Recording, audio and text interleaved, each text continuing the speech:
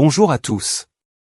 Découvrez les moments forts de l'arrivée du président de la transition, Cole Assimi-Goïta, dans la cité historique de Kénédougou, ce samedi 22 juin 2024. Revivez cet événement marquant avec des images exclusives qui capturent l'accueil chaleureux, les rencontres et les discours inspirants. Une visite qui témoigne de l'importance stratégique et symbolique de Kénédougou dans le contexte actuel de la transition politique. Drome Vastochny, situé en Sibérie. Nous avons construit un aéroport à côté avec une piste. Elle mesure combien ? 3200 mètres. 3200 mètres, c'est pour tous les avions. Une visite qui va soudain connaître une légère entorse au protocole. Le président russe décide de présenter au dictateur nord-coréen sa voiture personnelle, le véhicule idéal selon lui pour tout dirigeant soucieux de sa sécurité. Il y a maintenant un arrêt totalement imprévu. Vladimir Poutine montre à Kim Jong-un sa voiture de marque Horus. Nous sommes en train de voir que Kim Jong-un vient de s'asseoir dans la voiture. Vladimir Poutine est à côté. Cela fait déjà pas mal de temps, au moins 4 ou 5 minutes, que Vladimir Poutine et Kim Jong-un se trouvent dans cette Horus. C'est notre véhicule, on l'a baptisé Horus. On vient de commencer à la produire en Russie. Ça c'est la version rallongée et ça c'est la version limousine. Dans sa version présidentielle, tout dans ce véhicule a été pensé pour assurer une sécurité maximale au maître du Kremlin. L'Horus ne sert pas qu'à protéger le président. C'est aussi un poste de commandement mobile bardé d'équipements de communication. Elle peut passer en mode totalement hermétique, de façon à ce qu'aucun gaz ne puisse pénétrer dans l'habitacle. Elle est bien sûr totalement blindée pour résister à des tirs d'armes de guerre à bout portant. L'idée est que cette voiture soit une forteresse sur roues pour le président. Une forteresse dont il fait la promotion à chaque dirigeant qu'il rencontre, comme l'Égyptien Al-Sisi ou le président ouzbek Mirziyoyev. D'où vient cette préoccupation sécuritaire ? Vladimir Poutine craint-il pour sa vie ? Qui sont les hommes chargés de sa protection ? Comment veille-t-il sur l'un des dirigeants les plus puissants au monde ?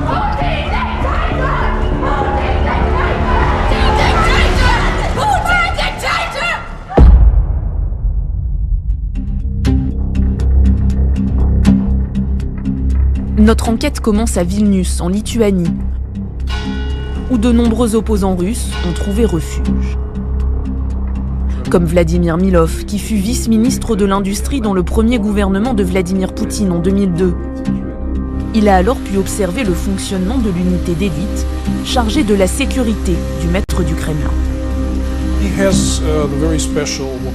Il a une sorte de garde prétorienne, le service fédéral de protection appelé FSO. Il est composé d'environ 50 000 agents. C'est une armée. Sa seule tâche est de protéger Poutine.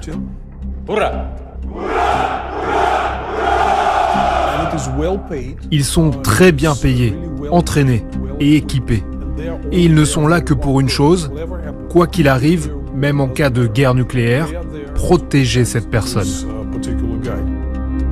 Ilya Rozdestemski vit lui aussi en exil à Vilnius.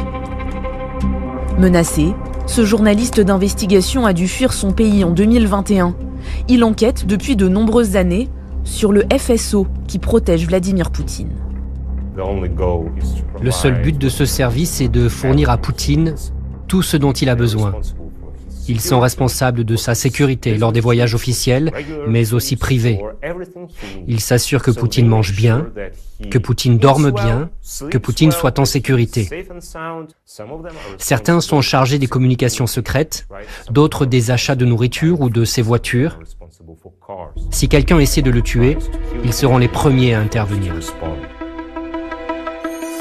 Dans le cadre de ses investigations, ce journaliste a réussi un scoop.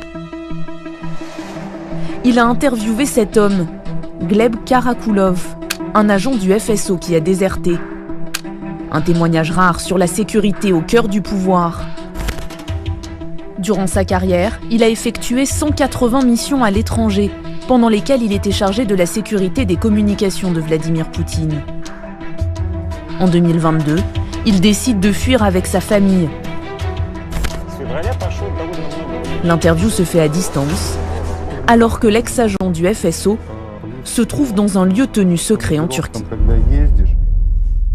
Quand avez-vous décidé de quitter votre emploi ? En février 2022, une guerre criminelle a commencé et j'ai décidé de ne pas me voiler la face. Je ne pouvais pas rester au service de ce président, que je considère comme un criminel de guerre.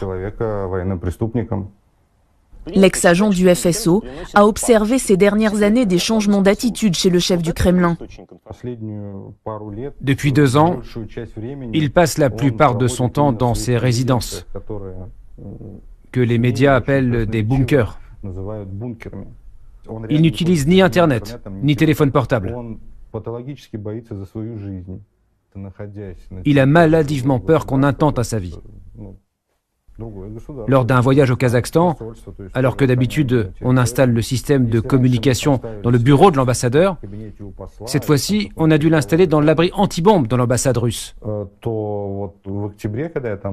C'est une forme de paranoïa, car vous êtes sur le territoire d'un pays étranger qui assure votre sécurité et votre ambassade est elle-même protégée. Vladimir Poutine a-t-il peur qu'il y ait un attentat contre lui lors de ses voyages à l'étranger pour qu'il ait besoin de se réfugier dans un bunker pour communiquer ? À quoi servirait cet abri sinon ? C'est exactement ça. Il a peur. Formé à l'école du KGB, Vladimir Poutine sait que la discrétion est parfois la meilleure des protections. Pour ses réunions de travail, il a ainsi recours à un stratagème particulièrement efficace. On a découvert que Poutine a décidé d'avoir les mêmes bureaux dans toutes ses résidences. Ils sont totalement identiques. Vous ne verrez pas la différence. Parfois, je savais qu'il était à Sotchi, sur les bords de la mer Noire. Et à la télévision, les infos montraient qu'il tenait une réunion à Novo-Ogariovo, près de Moscou. Donc je demandais à un collègue qui se trouvait à Sotchi, « Il est déjà parti, le président ?» Et il me disait, « Non, il est encore là. »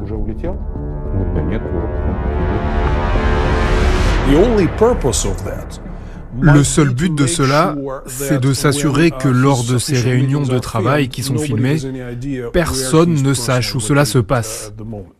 J'ai vécu pendant 20 ans en Union soviétique et je ne me souviens pas d'une telle paranoïa parmi les ex-leaders soviétiques. Brouiller les pistes pour dissimuler son agenda, quitte à alimenter les rumeurs les plus folles, comme celle d'avoir recours à un sosie. Une pratique qui a certes existé à l'époque soviétique. Staline avait ainsi une doublure quasi officielle qui le représentait lors de certains défilés ou apparitions publiques. S'agissant de Vladimir Poutine, les rumeurs ont pris une telle ampleur que le porte-parole du Kremlin, Dmitri Peskov, est intervenu pour les démentir. Vous avez certainement entendu dire que Poutine a plusieurs sosies qui travaillent à sa place, tandis que lui serait dans un bunker. Ça, c'est encore un mensonge. Vous voyez bien quel président nous avons. Il est, comme il a toujours été, super actif. Mais à défaut de parfait sosie, le service de sécurité de Vladimir Poutine fait appel à des doublures pour multiplier les fausses pistes quand il voyage. Si Poutine veut faire croire qu'il va quelque part en avion, son service de sécurité prépare l'avion à l'aéroport. C'est un des avions présidentiels. Puis il prépare plusieurs voitures. Et dans l'une d'entre elles, ils font monter quelqu'un qui ressemble à Vladimir Poutine, du moins de loin. Ils s'assurent qu'il embarque dans l'avion.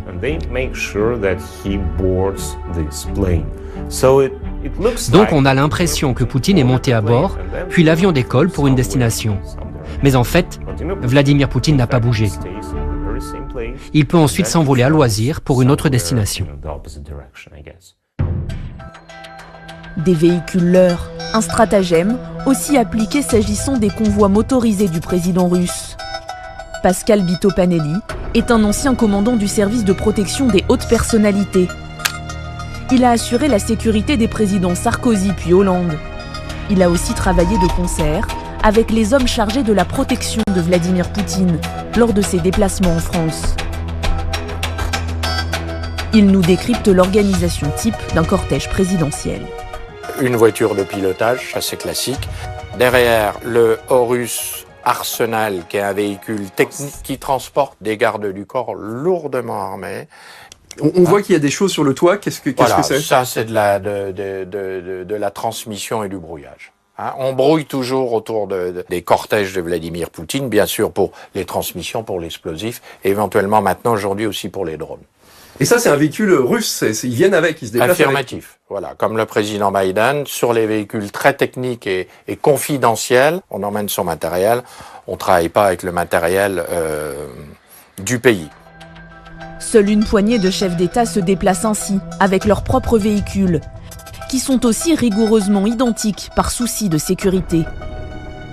Une limousine Horus qui peut contenir le président, mais on ne le sait pas parce que on pratique avec le président Poutine la politique du leurre, on double, voilà, et on a derrière une deuxième limousine qui est encadrée par des véhicules de sécurité. Ça, c'est pour remonter encore le niveau de sécurité. On voit même sur certains déplacements, non pas 2, mais 3 limousines similaires. Donc, en cas d'attaque, quel est le véhicule dans lequel se trouve le président? Et sur certains déplacements plus sensibles, il arrive qu'il y ait même plusieurs cortèges qui ont des itinéraires différents. Toujours plus soucieux de sa protection, pour ses longs déplacements en Russie, Vladimir Poutine a aussi adapté ses modes de transport. Il aurait délaissé l'avion pour privilégier le train, jugé plus sûr. Le plus étonnant, c'est qu'on constate qu'il a commencé à utiliser le train de façon très fréquente, juste avant le début de la guerre en Ukraine. Apparemment, il était un peu inquiet pour sa sécurité. Il se demandait si les forces armées ukrainiennes n'allaient pas s'en prendre à son avion. Or, c'est extrêmement difficile de tracer un train. Il n'existe pas de site comme Flight Radar qui permet de suivre les avions en temps réel. Pour encore plus de discrétion, le train présidentiel ressemble à n'importe quel autre train russe. Même couleur, même apparence. Seuls quelques détails trahissent l'identité de son hôte. Ce train a 2 ou 3 locomotives, ce qui est très rare. D'habitude en Russie, les trains n'en ont qu'une. Autre différence, ces globes blancs situés sur son toit. Ils abritent les antennes de transmission. Pour pouvoir communiquer secrètement, comme la plupart des présidents, Vladimir Poutine a à sa disposition un système de communication crypté. Le train est également entièrement blindé pour résister à des tirs d'armes automatiques. Une obsession sécuritaire qui n'empêche pas d'avoir un goût certain pour le luxe. Tout semble avoir été conçu pour le confort du chef du Kremlin. Une salle à manger avec ses boiseries. Une salle de gym ultra moderne. Un hammam. Et plus étonnant encore, un cabinet de soins cosmétiques. Dans un pays où le poison est l'une des armes favorites pour éliminer les opposants, un autre domaine fait l'objet d'une surveillance toute particulière. L'alimentation du maître du Kremlin. Poutine a plusieurs chefs et goûteurs attitrés du FSO. Il contrôle la nourriture, les boissons. S'il soupçonne quoi que ce soit, il vérifie le goût, l'odeur, la couleur. Les produits alimentaires que mange Poutine ne sont pas achetés dans un magasin. Il y a des fermes spéciales où sont cultivés les fruits et les légumes. On y élève des vaches, des moutons. Tout cela est aussi sous le contrôle du FSO. Poutine a très peur pour sa vie. Il tremble de peur qu'on l'empoisonne, qu'on l'assassine. C'est pour cela qu'il a ces gens à son service.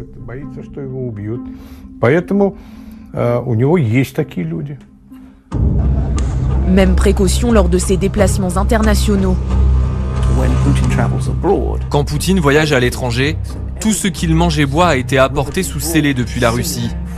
Donc même quand on le voit à une réception diplomatique et qu'il porte un toast avec un leader étranger, le champagne qui est dans son verre a été versé par les hommes de sa sécurité depuis la bouteille qu'ils ont apportée avec eux. Et un accessoire ne le quitte jamais. Même lors des sommets internationaux, ce mug isotherme avec couvercle. À la différence des autres chefs d'État, Vladimir Poutine ne touche presque jamais les boissons mises à sa disposition par les organisateurs. Il existe même, selon ce journaliste d'investigation russe en exil aux États-Unis, un protocole de sécurité si Vladimir Poutine manipule un verre autre que son mug.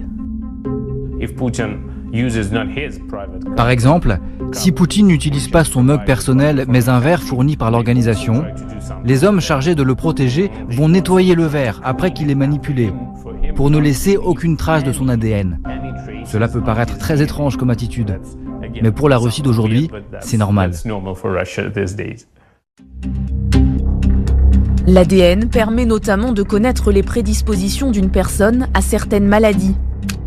Vladimir Poutine a-t-il toujours vécu dans cette bulle sécuritaire? Était-il plus visible, plus accessible avant? Pour son ancien ministre qu'il a connu lors de son premier mandat présidentiel au début des années 2000, le Poutine d'aujourd'hui n'a rien à voir avec celui des débuts. Il n'était pas entouré par autant de gardes du corps. À la fin de son premier mandat présidentiel, il y a eu un concert de Paul McCartney sur la place Rouge.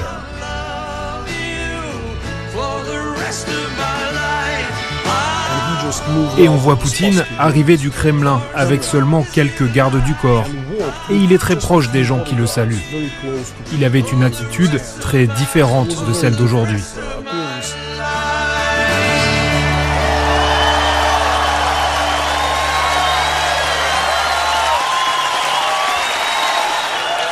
We'd like to welcome some new arrivals to the audience. Okay, rебята, привет. C'est en 2012 qu'une rupture se produit. Vladimir Poutine est réélu président pour un troisième mandat. Il est alors contesté dans la rue. Son attitude va changer. Je crois que le point de bascule a été quand il est revenu au pouvoir en 2012, alors qu'il y avait à l'époque des manifestations monstres contre ce retour. Les printemps arabes en Libye, en Syrie et dans les autres pays ont également joué un rôle important, avec des dictateurs qui ont été renversés ou menacés. Donc, à partir de 2012, sa préoccupation constante a été de renforcer sa sécurité personnelle. Un épisode aurait particulièrement marqué le président russe. La mise à mort du dictateur libyen Mouammar Kadhafi par son propre peuple. Un lynchage filmé, en direct sur des téléphones portables. Jean-Maurice Ripper, ancien ambassadeur de France en Russie, a été témoin, lors d'un tête-à-tête entre Vladimir Poutine et François Hollande, de l'effroi ressenti par le président russe. Les yeux injectés de sang et perdant presque son contrôle, ce qui est extrêmement rare pour Vladimir Poutine, il a commencé à crier « Est-ce que vous avez vu ces images du colonel Kadhafi, un chef d'État martyrisé contre un tank, assassiné par son propre peuple ?» Ça, c'est tout à fait extraordinaire. Donc oui, je pense que dans son comportement, il y a certainement aussi cette peur des hommes isolés.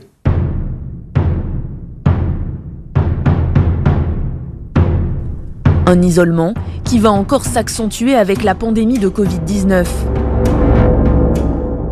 Par peur d'être contaminé, le président russe va quasiment se couper du monde.